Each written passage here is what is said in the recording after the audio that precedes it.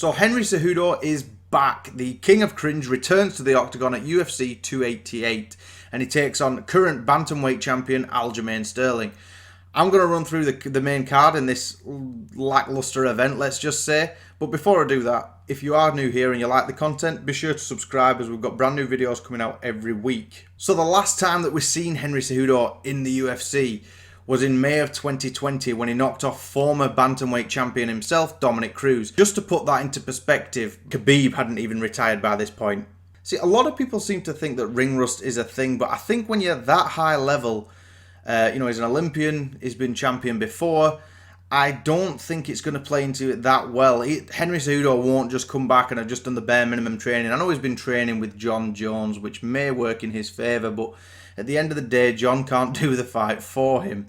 It seems a little bit of a stretch to be able to take 3 years out and instantly come back against such a high-level opponent in Aljamain Sterling. And speaking of Aljamain Sterling, I wonder if this win, presuming that Aljamain can knock off Henry Cejudo, I wonder if this win will actually solidify him as a real champion in many fans' eyes, because a lot of people consider him as a plastic champ. You know, we had the disqualification win over Purian, which we're not going to go into, but I'll keep my opinions out of that one. Then he actually beat Purian by a decision.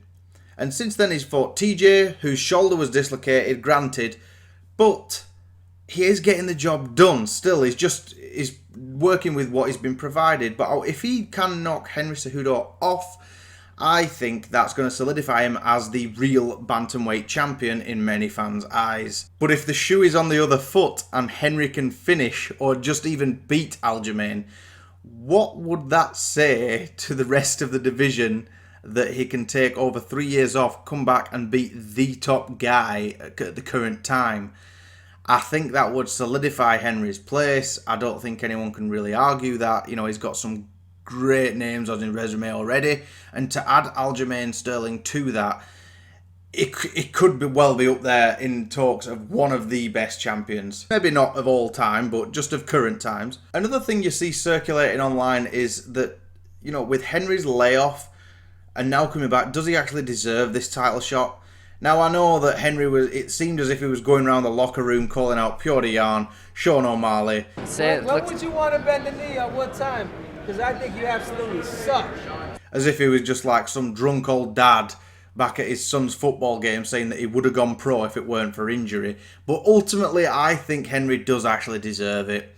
The things that he's done, the accolades that he's got, like, to his resume already, he's going to add another feather to his cap. I think that this is a fight that I want to see, to be honest. I want to see Henry Cejudo back. I am actually a big fan of him, and I'm a fan of Aljamain Sterling, and I think this fight ultimately does really make sense. Now we move on to the rest of the card. Now, obviously, we know the news that Beneil Dariush versus Charles Oliveira is off, which I was actually looking to that fight just as much as the main event, to be honest. The co-main event now is moved to Jessica Andrade versus Yan Xiaonan. Now, big fan of Jessica Andrade, big fan of Yan Xiaonan, to be honest. Jessica Andrade, if you're a fan of it, it's a lucky day if you like watching her fight. She fights more regular than a Kennedy funeral. She always brings it. I know it didn't go her way in the last fight with Erin Blanchfield, but it wasn't even long before that, a couple of months, that she was absolutely piecing up Lauren Murphy. It's just, it should be a good fight, but as the co-main event, I mean, I know mistakes happen, things happen, you know, injuries happen. It's just life, it gets in the way, but I think maybe this is part of just being fans. We get spoiled quite a lot. It almost feels as if most of the fight cards are a super fight waiting to happen, and especially with it being UFC 30th anniversary, it seems like they're really pulling it all out of the bag. You know, we've had the John Jones come back. We're having Conor McGregor coming back to coach the Ultimate Fighter against Michael Chandler. You know, we've had great fights overall. I just think this one just doesn't add up. I mean, don't get me wrong, I'll still watch it, but I'm just not as excited as what I would have been before. We've got other highlights on there, like Drew Dober. He's always fun to watch. I always love watching Drew fight.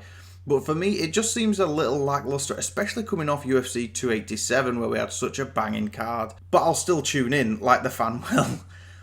That's all we've got time for today. Thanks everyone for watching. If you can like, comment and subscribe, it really does help us out.